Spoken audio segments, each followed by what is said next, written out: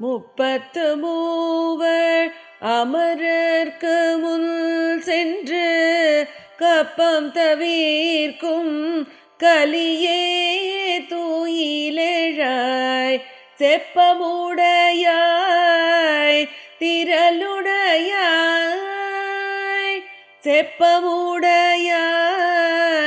திரளுடையாய் செற்றார்க்கு வெப்பம் கொடுக்கும் விமலா தூயிலெழாய் செப்பன்னமென் முலை செவ்வாய் சிறு மருங்குள் நப்பின்னை நங்காய் திருவே தூயிலெழாய் உக்கமும் தட்டொழியும் தந்துன்மனாளனை உக்கமும் தட்டொழியும் தந்துன்மனாளனை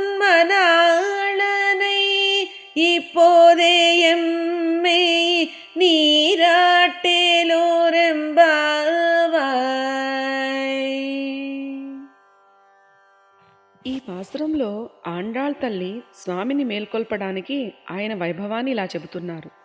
33 వర్గాల దేవతలను ఆపద రావడానికంటే ముందే వెళ్ళి కాపాడే గొప్ప బలం కలవాడివే, లేవవయ్యా.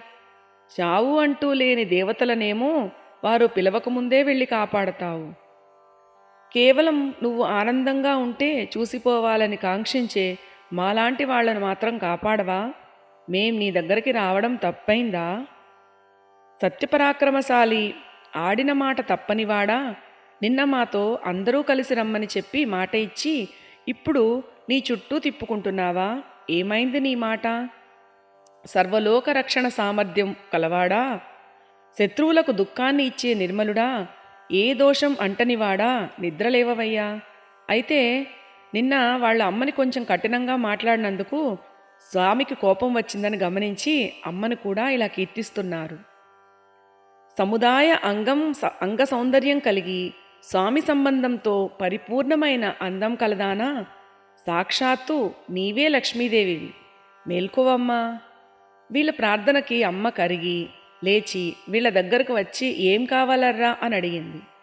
స్నానానికి తర్వాత మాకు స్వేదం ఏర్పడితే దాని అపనౌదనానికి విసనకర్ర కావాలి. స్నానం తర్వాత అలంకరించుకోవడానికి ఒక నిలువుటద్దం కావాలి.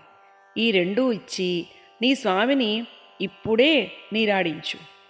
అలా అడగడం మనకు కొంచెం ఎలాగో అనిపిస్తుంది. బాహ్యంగా చూస్తే తప్పు కదా అనిపిస్తుంది. కానీ దోషమేమీ లేదు.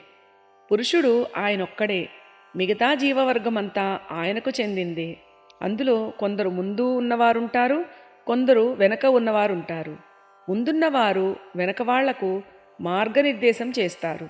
అక్కడ పరమపదంలో నిత్య సూరవర్గానికి చెందిన వారిలో మొదటిదైనది లక్ష్మీదేవి. ఆ తత్వాన్ని తెలిసిన వారు, ఆ తత్వాన్ని సరిగ్గా చూపగలిగిన వారు. మనం కొత్తగా ఒక ఊరికి వెళ్ళి అక్కడ చెరువులో స్నానం చేయాలంటే ఆ ఊరి గురించి బాగా తెలిసిన వారి సలహాతోనే చేస్తాం కదా. అలాగే ఆ హరి అనే సరస్సు గురించి తెలిసిన దానివి నీవు మార్గం చూపిస్తే మేము దాంట్లో ప్రవేశించగలం అని అమ్మ ఆండాళ్ తల్లి లక్ష్మీదేవిని కోరుతోంది. పరమాత్మను చేరడానికి అమ్మ ఒక ప్రాపకురాలుగా పనిచేస్తుంది. భగవంతుని యొక్క కళ్యాణ గుణాల జలాలలో మనం నీరాడుదాం. దాన్నే మనకు తిరుప్పావై అందిస్తోంది. ఇప్పుడు అమ్మ కూడా వీళ్లతో కలిసి మార్గనిర్దేశం చేస్తుంది. రేపటి నుంచి స్వామిని అందరూ కలిసి మేల్కొల్పుతారు.